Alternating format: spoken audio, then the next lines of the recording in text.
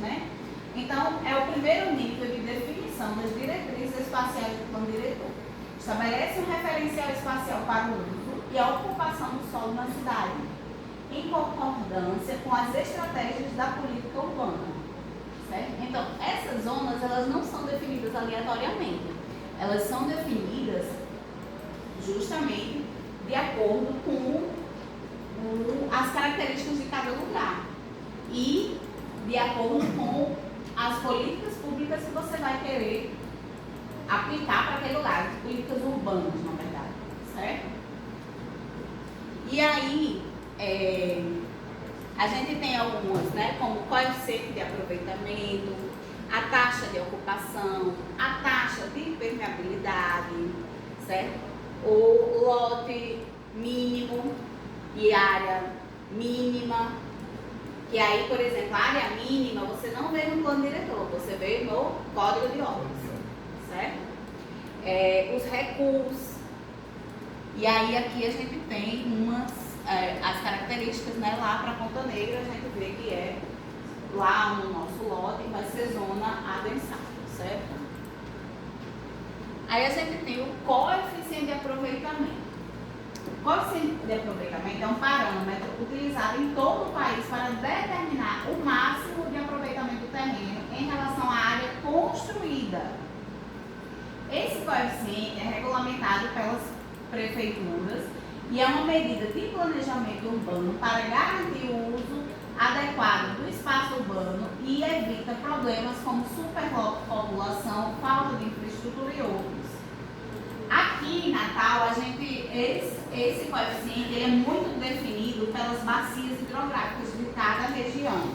Lembram aquele mapa que eu abri na aula passada? Aquele mapa ele mostra justamente os coeficientes, né? E aí vocês sabem como calcular o coeficiente de um lote? O coeficiente de aproveitamento. Alguém sabe como é que calcula? Se o coeficiente daquele lote é 1, eu tenho um lote de 100 metros. O coeficiente do lote é 1. Qual vai ser a área correspondente a esse coeficiente? 100 metros.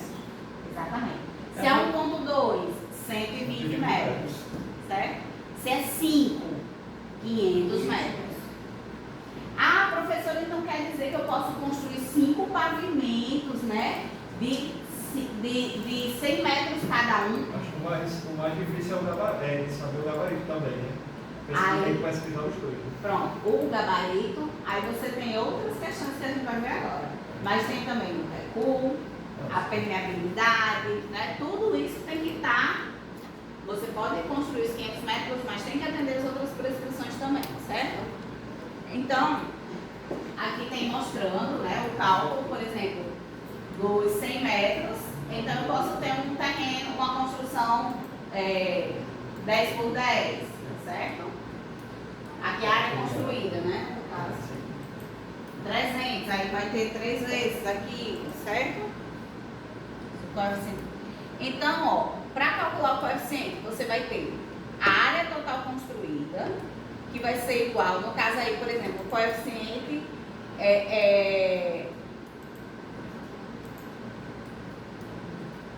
a área do terreno é 250 metros, a área total construída. Pronto, aí você já tem a área total e você tem o terreno, então você quer saber qual é o coeficiente, né? Então você vai colocar a área total construída sobre a área do terreno, e aí vocês vão ter o coeficiente. Então, por exemplo, eu tenho uma área construída de 500 metros no meu lote de 100 metros. Eu vou botar 550 no meu lote de 100 metros. Qual é o coeficiente daquela construção? 5,5. Exatamente. Você vai botar a área construída total em cima do área do terreno, certo? Uhum. Aí a gente tem a taxa de ocupação. É a relação percentual entre a projeção da edificação e a área do terreno. Ou seja, ela representa a porcentagem do terreno sobre o qual há edificação. Professora, então eu pego, para eu saber a taxa de permeabilidade, eu vou pegar a minha área eu vou pegar 100% que é em porcentagem e vou diminuir minha taxa de ocupação e isso aí vai ser a minha taxa de permeabilidade? Não. Muito bem, vocês são obrigados hoje. É 20% só, né? Hã? É só 20% aqui em Natal. Pode ser 10%. Pode ser 10%? É. Então, gente, no caso, a de permeabilidade, né? Você tá perguntando? Então, a taxa de ocupação, ela vai ser esse percentual, né? Que vai ser correspondente à ocupação daquela construção no lote, à projeção da construção. Professora, entra beiral? Não entra beiral, certo? É a construção em si. Mas o segredo também é beiral? Não, se é um beiral que faz uma varanda, aí você considera, né? Mas se é um beiral de 80 centímetros, 1 metro, um beiral normal, você desconsidera. Tem legislação que fala que até tanto não é considerado nem cobertura, nem tal. Pergolado não entra. Pergolado, nesse caso entra, porque é a projeção da construção. Mas pergolado é considerado mais construído? Não é considerada construída, mas nesse caso, agora eu acho que entra. Não entra, não. Porque ele não é como Pelo menos não é. entra não, porque ele justamente vai ser igual a. Vai ser uma área permeável. Entra não, tá certo. Essa área permeável seria o que, professor? Porque lá no meu local, a prefeitura pediu para fazer tipo cisternas para o acúmulo de água que cai das chuvas e para.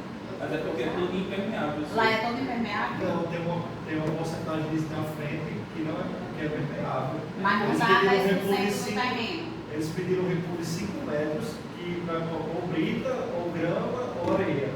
E lá atrás ainda tem um espaço de, sei lá, 7x3, que é aberto também.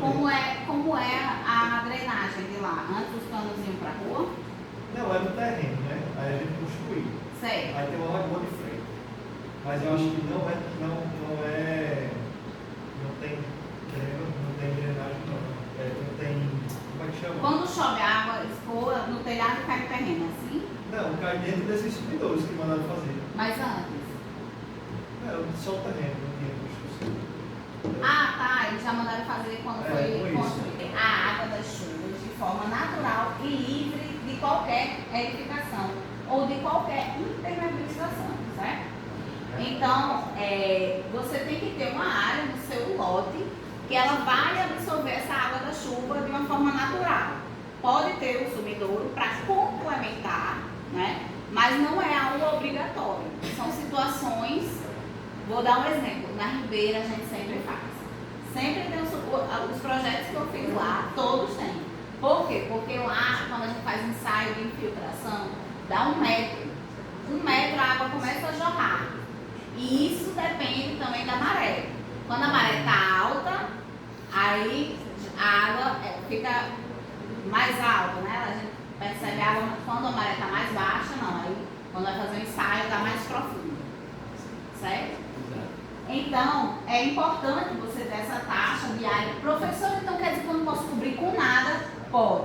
Hoje em dia a gente tem várias soluções tecnológicas que nos permitem fazer um solo, por exemplo, não só um solo aberto, né? Não só com grama ou com brita, como o Oswaldo falou ali, mas a gente tem, por exemplo, placas de concreto permeáveis, que são 100% permeáveis, né? A gente tem vários acabamentos que podem ser utilizados e mesmo assim, cobograma, ou cobograma não, bloco intertravado, isso, bloco intertravado. Tem uns que são. Tem um que agora é. Tem um que é.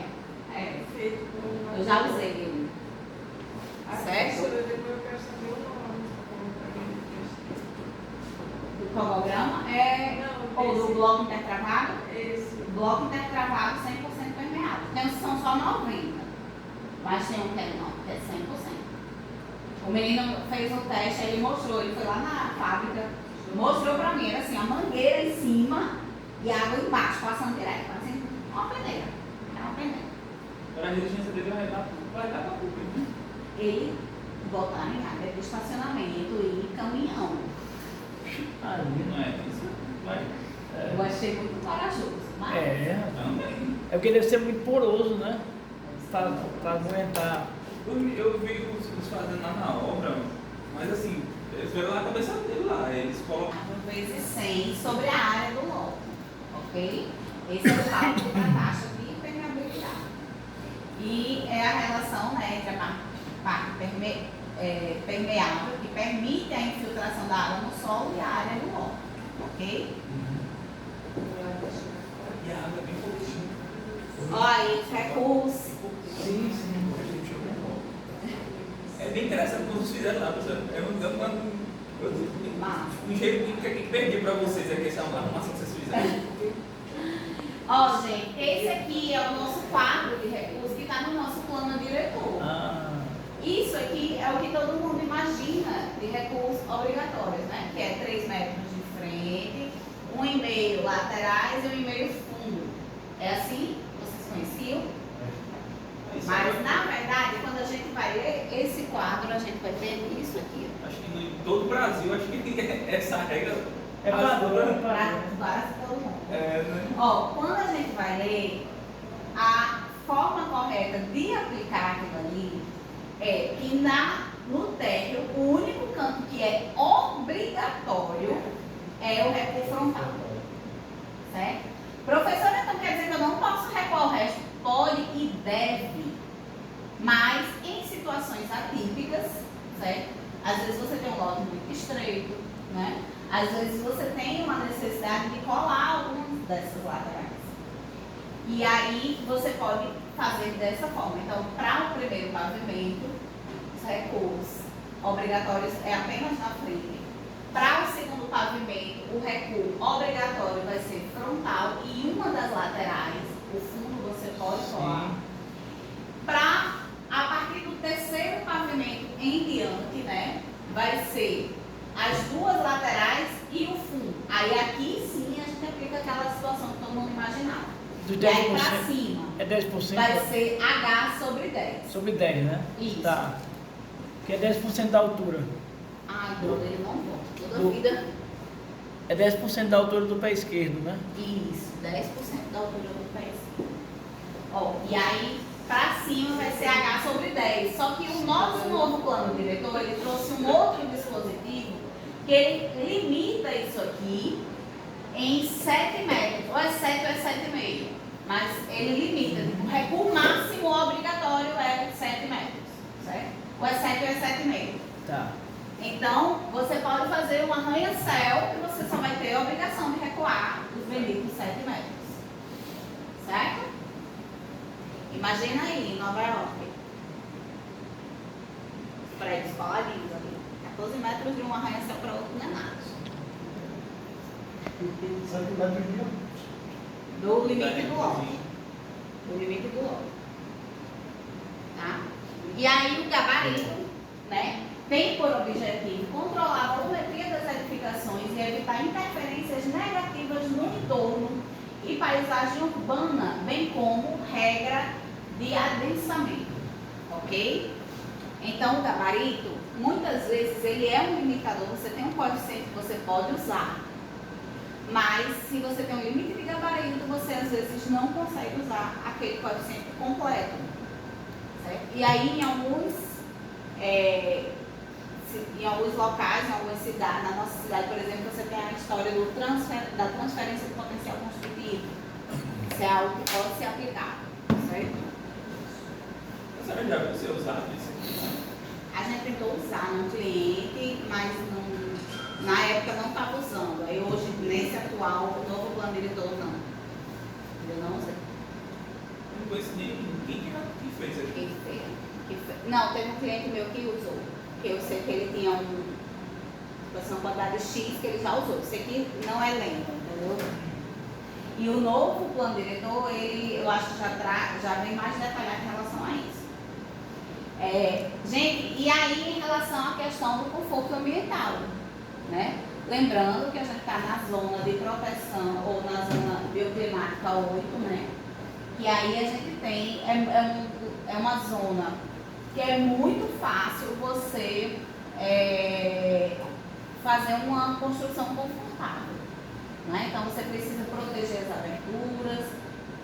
priorizar ventilações cruzadas, certo? E são poucas as recomendações, mas é basicamente isso. Era para ter uma lei que não permitisse fachadas de vidro